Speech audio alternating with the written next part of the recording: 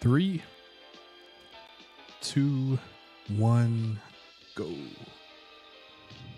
Man, don't look now, but the Harden experiment is still working. Is D'Lo on the move? And is Jordan Poole a lost cause in Washington? I'm Rosa Panta. This is the Clinic All-NBA podcast.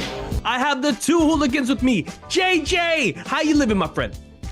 Woo! I'm feeling good. I'm feeling great. Sending positive vibes to our football teams. Let's get it, baby. Come on now. Man, definitely sending some good vibes because me and JJ almost had about like 4 heart attacks during the Niner game. Sammy, how you living, my friend? Man, I almost joined you with a heart attack of my own, but Patrick Mahomes did it again. Shout out, Bills fans. Thanks for throwing snowballs. And, appreciating our friend John, who's not here, and his solid James Harden MVP pick. The beat just goes on. Let's get it. Sammy takes it all the way. Yeah, definitely. Let's get it, boys. We have to talk about a historic night that happened tonight. Joel Embiid scored 70 in Philadelphia, and Karl-Anthony Towns had 62 in Minnesota. The elite big men paired up to do something the NBA hadn't seen on the same day in more than 45 years. So, this whole segment is Do the Numbers Lie? And we have to start with Joel Embiid here, who scored 70 points. I want to ask this question. Does the 70-point night tonight solidify him as MVP this year? What do you guys think? Well, there's an interesting aspect to this. In one sense, absolutely. But he's missing some games, and we have a rule in effect this year that if he doesn't play 65 or more, he will not qualify. He has played 31 games, and the Sixers have played, I apologize for not having this in front of me, but I think they've played 42. So I think it's 32 of 42. So if he doesn't stay healthy most of the rest of the year, this is not going to matter. But let's say he does. Right now, I'd say he has as strong an argument as anybody. As good as Jokic is, that team was expected to fall off after the Harden trade. And what are they? 29 and 13. They're only a few games out of first. They're having a hell of a year. You gotta put him near the top of that list. JJ, I know you were talking about SGA, your boy. You thought that he should be MVP. Does tonight change that for you? I always thought that Embiid was a great candidate for MVP this year just because of Harden leaving, and everyone kind of put the 76ers on the back burner in terms of like projection. But props to Embiid. I think with these quote-unquote scoring titles and high-scoring nights, people just think it's whatever, because remember last year we had that 1 week where we had, what was it, like 6 or 5 players that scored over 60 or 50. I can't recall the number, but props to Embiid.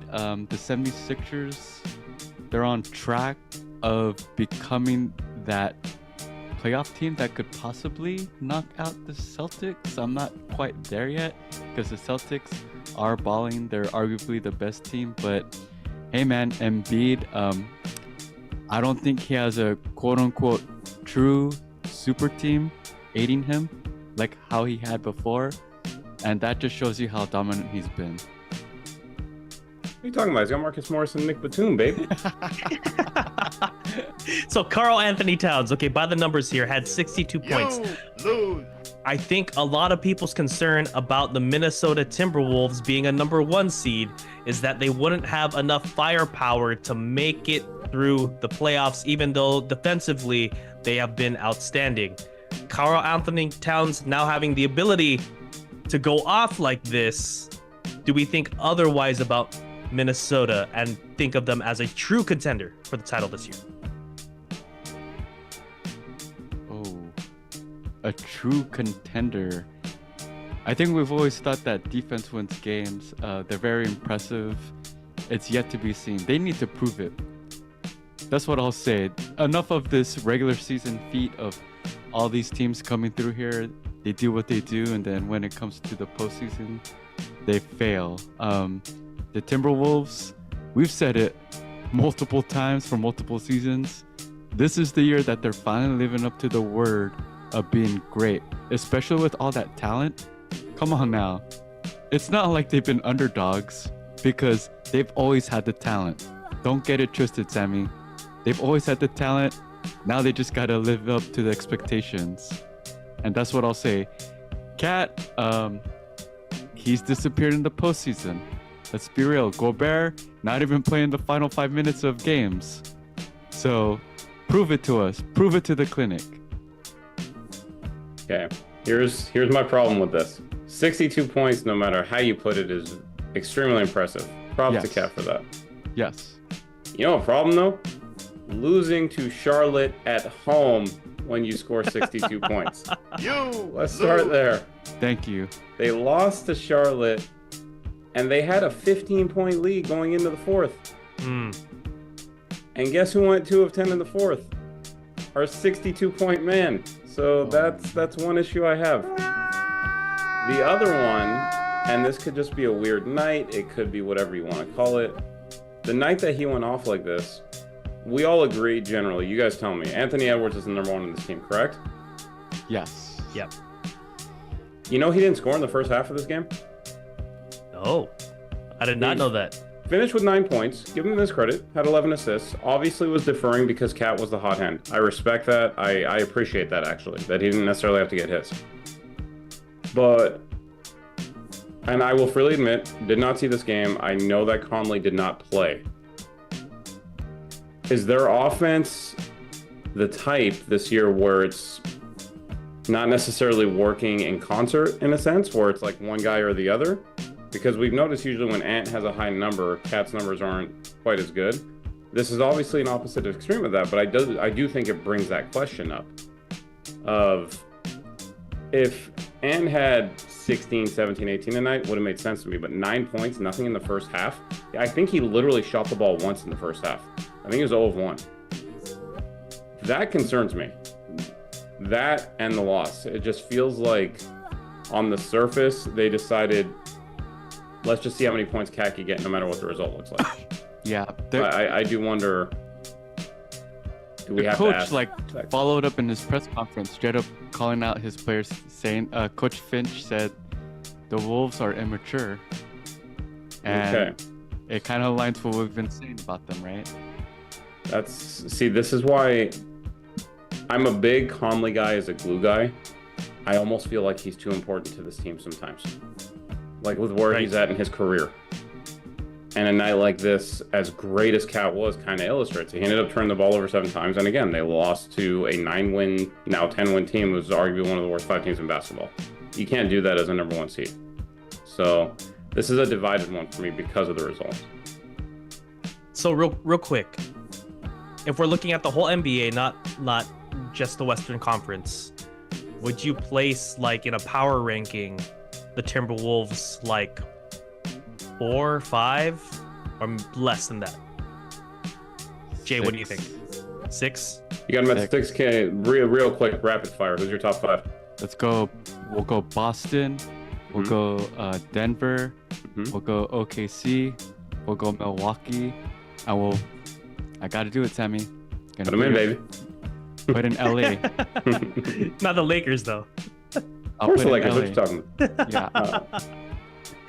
Okay. Okay. I think I share your sentiment on where they're at roughly too. I think they and OKC are on the same level because I love OKC, but their size is going to be a problem in the playoffs.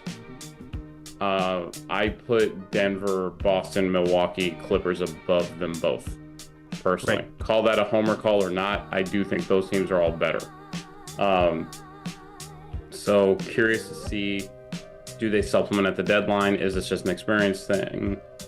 What is it? But they are 30-13, but the way the standings line up, they have one bad week, they could fall to 4 from that. Yeah, I would. So In my power rankings, I basically have the same thing as you guys, and like the Timberwolves, the Suns, and the Pelicans are probably all kind of interchangeable. They're kind of like stuck in that sort of range. But to continue on with Do the Numbers Live, we have to talk about D'Lo. D'Lo checked out in the last game with 34 points, and he shot 14 of 21, 6 for 11 from 3, 8 assists, 0 turnovers against the Blazers. This is a continuation of his hot streak and also adding to his trade value off with DeJounte Murray. He's now shooting close to 42% from 3 from the season. He's having a really good season by the numbers, but should the Lakers trade him? Oh man,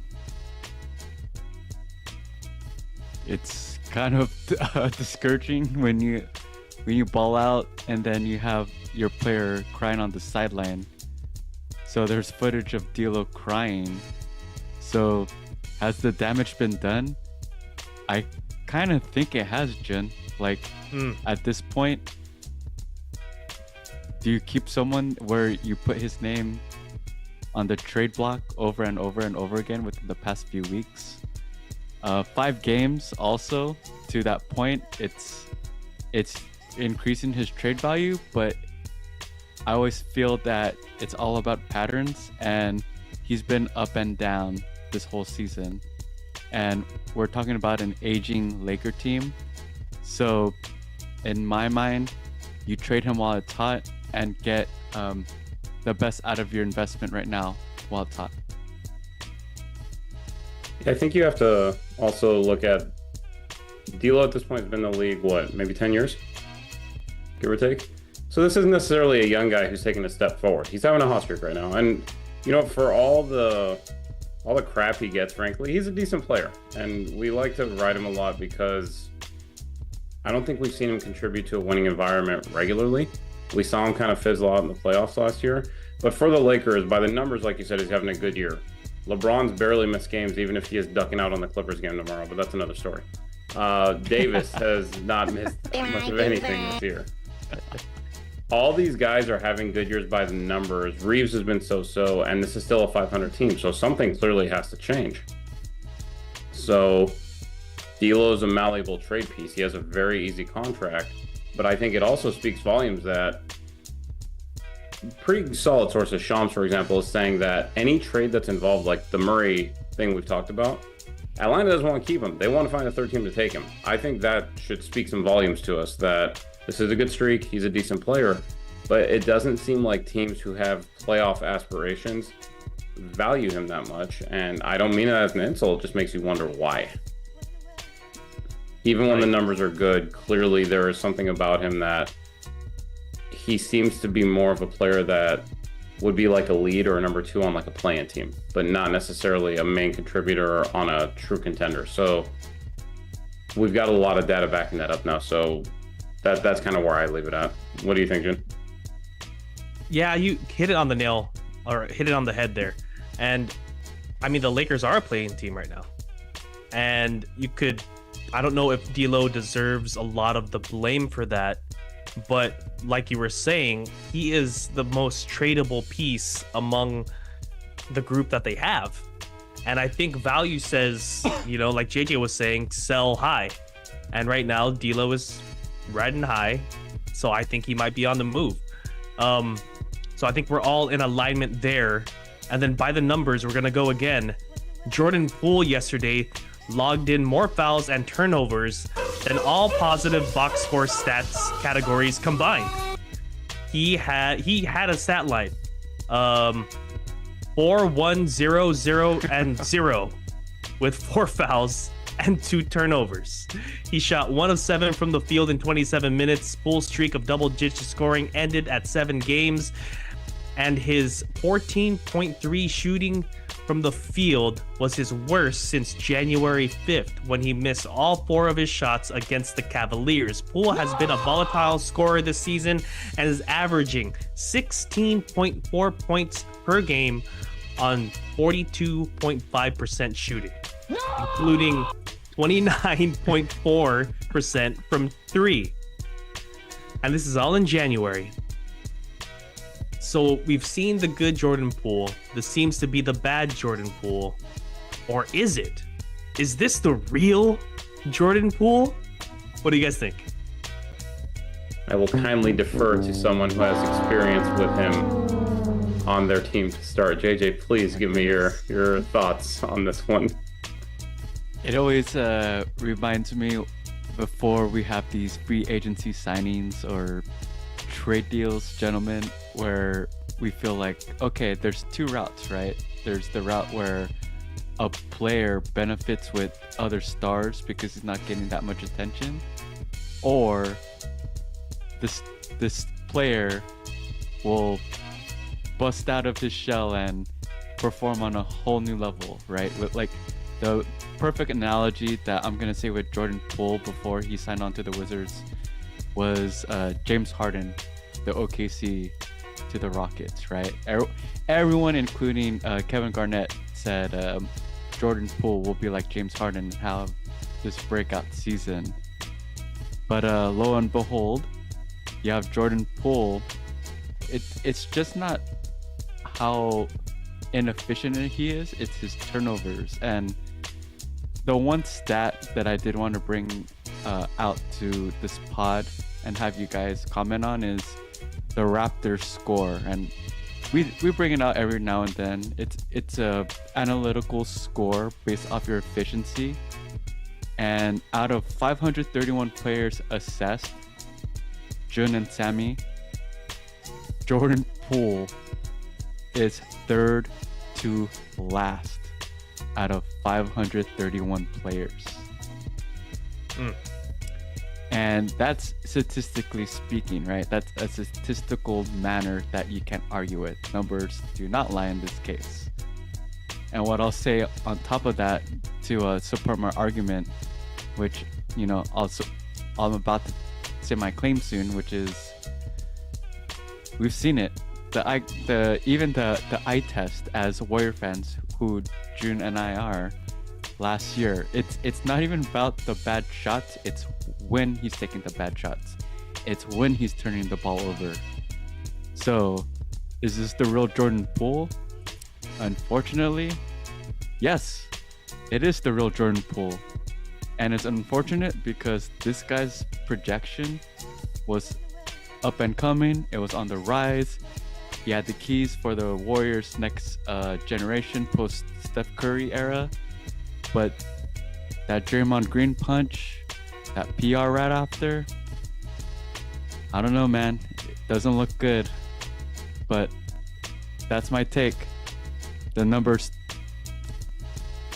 don't lie, which is Jordan Poole is not good. When you have more fouls than points, I don't know what to tell you, man. That is a pretty impressive accomplishment. As a point guard too.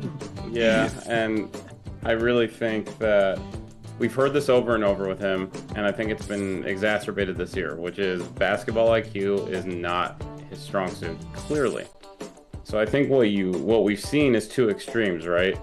A couple years ago, when the Warriors won that last title and everything was harmonious, you had a very controlled environment. Lots of high IQ vets, guys that could kind of try to keep him on the path to making the right decision.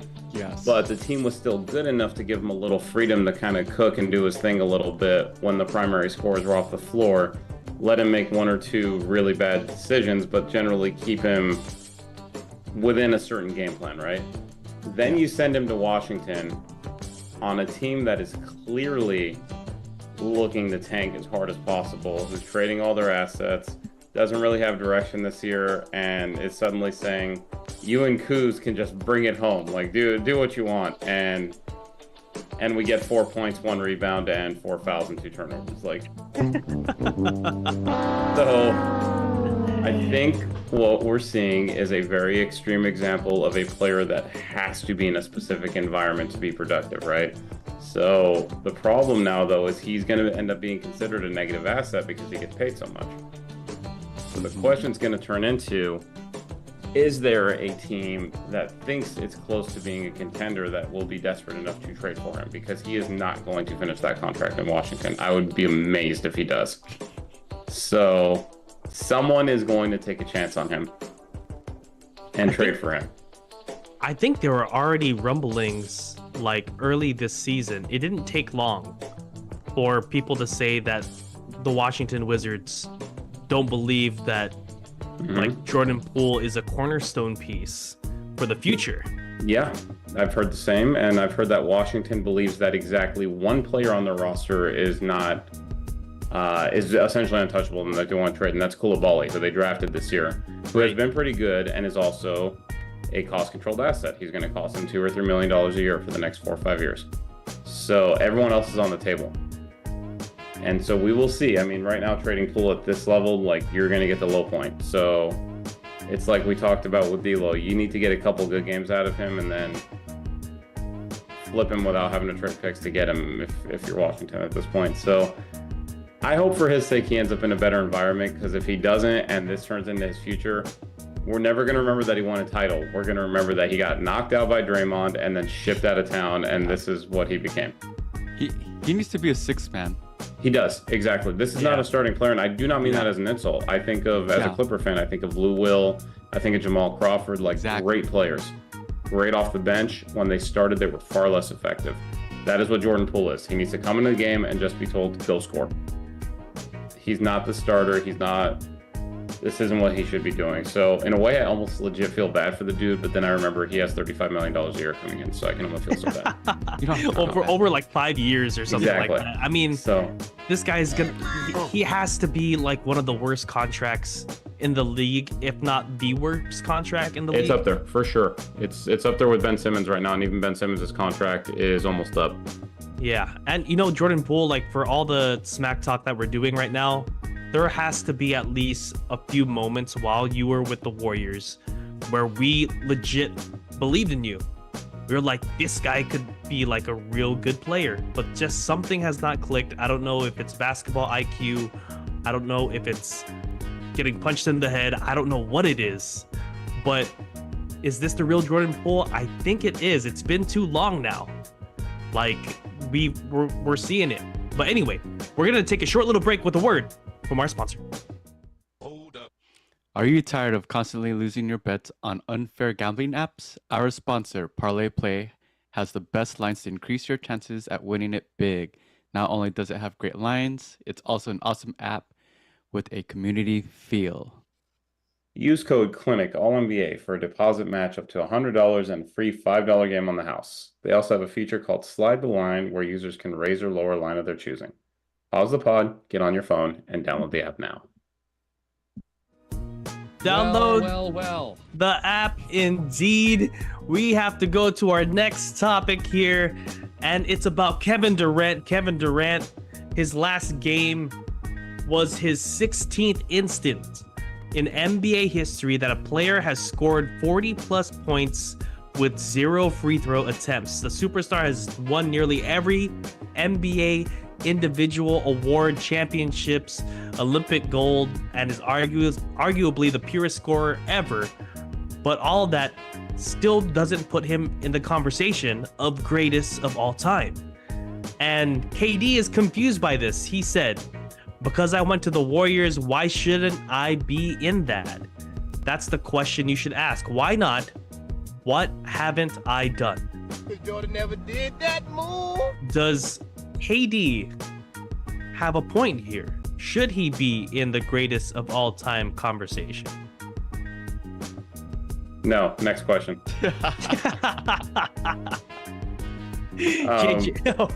Sammy, go ahead. Elaborate. Look, man, I got a ton of respect for KD's pure talent, his scoring ability, just the fact that guy just, as he always tells us, just wants to hoop. But I just think to really be among the greatest,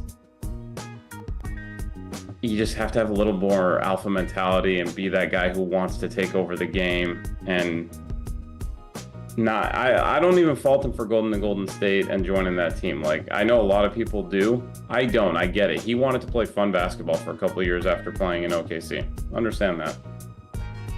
But it just doesn't feel like he owns up and wants to be the guy that takes over constantly. He wants to fit in, and you know what? In a way, I respect that, because you can throw him into any team and he'll figure his way out. But the dudes that were the greatest, I feel like they had like a will, a drive to take their teams to victory there, and I don't think that's quite there. And the other thing that's not talked about enough with him he gets hurt every single year. He doesn't have the availability that I think the top 3 or 4 players of all time do. I think if you look at his last 6-7 years, he averages like 50 games a year. He misses a lot of time every year. So when I look at those factors, I think he's top 10 probably. And no, I shouldn't even say probably. He's somewhere in that area. 8, 9, 10 for me. Greatest of all time, I don't even think he's in the discussion. I hate to say it. JJ? Yeah, I'm gonna have to agree with you. Like the GOAT conversation, there's a lot of check boxes that you have to do, like rings. I think it's if you have a huge influence on the game, like Steph and LeBron and Jordan, right? And KD, the way that he forced his way out of Brooklyn, and now he's even complaining at Phoenix, it's not a good look. And furthermore, and Sammy pretty much summed it up, but the GOAT conversation, even at the years you didn't win a championship, you still have these milestone moments, or even moments where NBA fans are like, damn man, that was a crazy postseason game. You have to have your moments in the postseason, even when you don't win your championship. And I think every single year, whether it be Kobe, Steph, Jordan, Duncan, whoever the GOATs are, they've had those postseason moments every year they've been in the postseason. But to be honest with you guys, like the past few seasons where KD been to the postseason without the Warriors, I can't remember like, wow, that was a crazy moment. I could tell you when LeBron has gone crazy. I could tell you when Steph went crazy last year against the Kings. I could tell you about that time when Kobe scored that game-winning shot against the Suns. But with KD, can you guys tell me a moment within the past few years after the Warriors where he's had one game where you're like, damn, that was a really dope KD game. We could talk about it. Other than the moment when he had his foot on the That's the three-point only line. one, and they lost it. That's literally what I was gonna name, and it's sad to say, but that's the one I thought of. Yeah, no, absolutely. Exactly. When we talk about like greatest of all time, I think there's certain requirements, right? The accolades, that's one. The attitude, like Sammy was saying, is another. Another one I think that counts against a lot of people is just having a team. Like having a team to call your own and a fan base to call your own. What sucks about Kevin Durant, right? Going to Brooklyn, leaving OKC, now going to the Suns, is that he doesn't have like a ride or die fan base, right? Mm-hmm. So I think in a lot of sense that counts against him, because if you're gonna change locations, you have to dominate, right? Just like LeBron, he left the Cleveland Cavaliers and he dominated with the Heat. He won there, and then he won with the Lakers. Or like even Shaquille O'Neal leaving the Lakers, leaving the Lakers, going to the Heat and winning there. And Kevin Durant has not done that yet. Like his only pit stop that we remember or going to remember is with the Warriors and winning there, but he had a terrible run in Brooklyn.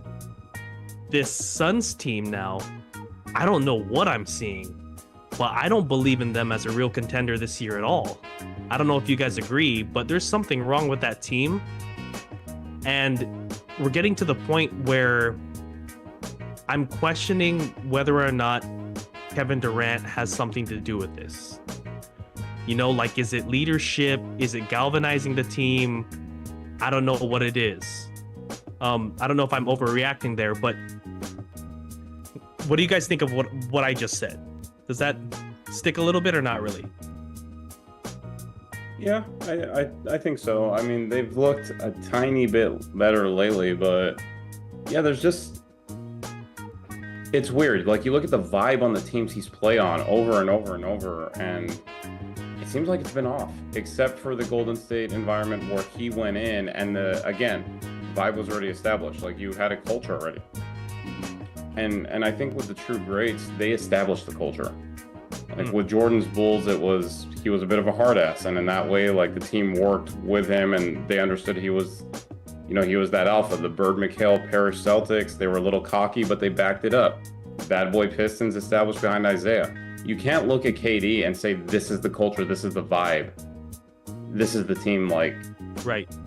They don't really follow him in that way, and so I think it definitely plays along that line. That's a good point. I think that's another like greatest of all time thing that should happen, is that your personality should be the team's personality. And I don't think that happened with KD, but you could say that about Jordan. You could say that about Magic Johnson. You could say that about all the other greatest of all times. Anyway, let's move on to the next topic here. The LA Clippers were down 17 points to the Nets in the fourth quarter. They closed the final 6 minutes on a 22-0 run to win 125-114 behind Westbrook's 23, 9, and 5 stat line. Are the Clippers a legitimate threat to the Nuggets this year? Jay, what do you think? So we talked about how the Suns, like, we don't know what they're watching. We have all these alphas, but they've been losing, and it's only till recency that the Suns are kind of winning. They're in 5th place, but they're almost a 500 team. They're like 7 wins above 500, which is okay, but considering that you have one of the greatest with KD, the Clippers are legit. This is what I thought, and I think we all thought the Suns should have been last year and this year, where you're behind and you can't stop the talent and the gameplay because they're that damn good. And this is a true example of when healthy and everyone's playing together and everyone's knowing their roles, they're dominating. And I'll just say this, that Kawhi lineup, Sammy, with Kawhi at the 5, PG at the 4, that's like the reiteration of the Warriors small ball, and genius lineup, gonna give people hell during the playoffs. Yeah, man, it's interesting. Like, I will freely admit, I'll eat crow on this, I did not like the Harden trade. And like when they did it, I thought it was gonna blow up, or they were gonna finish as like the 6th seed and get knocked out in round 1. This version of Harden, as long as he actually stays happy, there you go, where he is the point guard, has given Kawhi and PG easier shots than they've had the entire 4 or 5 years they've been with the Clippers. It's not even close. They get the ball with easier looks. They still play some ISO, but the way they do it, they're put in positions where they get to their spots easy. For PG, that's getting open looks at the 3-point line easily or getting into the paint. For Kawhi, that's his spot on the elbow or getting to the baseline. And they're getting in these spots really easy. Zubac looks like a completely different player with him, although he's out right now. And they're fitting together. And then the defense is still there because Kawhi and PG are there. Hal's slotted perfectly as a 6th man. And then Westbrook, for all his faults, man, I give him credit. He wanted to come off the bench. He plays 20 minutes a game and he plays a perfect role now. He is the ultimate energy guy. This game against Brooklyn, they looked off from the beginning. It just looked like, every contender has that one stupid game a year or 2 games a year that they just lose that make no sense. That was supposed to be this game. And they just blew them away and finished with a 22-0 run, which there's no way they would have won that game last year. So that's what all contenders do, man. What's that? That's what contenders do. Exactly, yeah. So, like you said, all health considered, if they are healthy in the playoffs, I legitimately believe they can beat anybody. And would they be necessarily favored against Denver? Probably not, but I think it's pretty close to a toss-up at this point if everyone on both sides is healthy, and there's no way I would have said that when the season started. So, I will remain happily Homer until proven wrong on this one. Every really damn good team needs like a gear they could just turn on or switch to. And the Clippers showed me with this game that they have that that defensive gear they could get to, because offensively they've looked great. They have looked great. Like the ball is moving around, like Sammy was saying, like people are getting to their spots. The shots look like they're coming easy. They don't look like they're struggling to do that. But what I worried about was defensively, if they could kind of hit another gear, because I know they're already good defensively, but all good defensive teams have like another jump that they can get to. And the Clippers showed that. And that's what they showed that against the Nets. Yeah. Against the Nets. I mean, 22-0 against any team, and I know the Nets aren't super good, but any NBA team shutting them down in the fourth quarter like that, it's wildly impressive. Our next topic here, we're going to talk about Haslam and Paul Pierce. Haslam just had his jersey retired from the Miami Heat on an Instagram post. Pierce claimed the honor was more of a token of appreciation for Haslam instead of because of his accomplishments. I am having a very bad day. He said, "This one given, bro, just saying." And Pierce and Haslam have a long-standing feud dating to when Haslam referred to Pierce as a, quote, studio gangster. During the early portion of the decade, he had this to say. You are a hater. "You all got the money on me crying, don't y'all? I know you all think I'm going to cry. Yeah, it's hard. It's hard. It's hard. Heat Nation, it's been an absolute honor, man." So, Paul Pierce, is there some truth to what he's saying?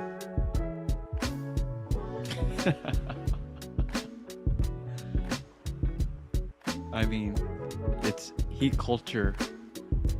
Paul Pierce is being petty. We know how Paul Pierce is, but I love the drama, man. It's hilarious. These dudes aren't even playing. They're acting like teenagers, and I love it. It's hilarious, Sammy. I think Paul Pierce forgot about that Ubuntu from 2008. It's gone now. I can't side with Paul Pierce on anything, even though I'm not a Laker fan. It's just he's become a very unlikable player in retirement based on prior acts and comments like this. Like, I look at Haslam for the Heat kind of the way Laker fans look at Robert Horry. Like, the numbers don't jump off the page, but you talk about Heat culture. Haslam is Heat culture. I don't think you can ever define what that guy means to that team by the stats. So I completely understand why they retired him. I think it's going to be one of those cases where 30, 40 years from now, it's going to get questioned more because it's harder to measure someone's impact that's in a non-tangible way the further away we get from that timeline. But let me say this. respect that. I'm gonna say, okay, Udonis Haslam is the 6th Heat player to have a uniform retired. Okay, I'm gonna give you the other 5. Okay, we have Chris Bosh, Dwayne Wade, Tim Hardaway, Shaquille O'Neal, and Alonzo Mourning. Haslam is the 6th.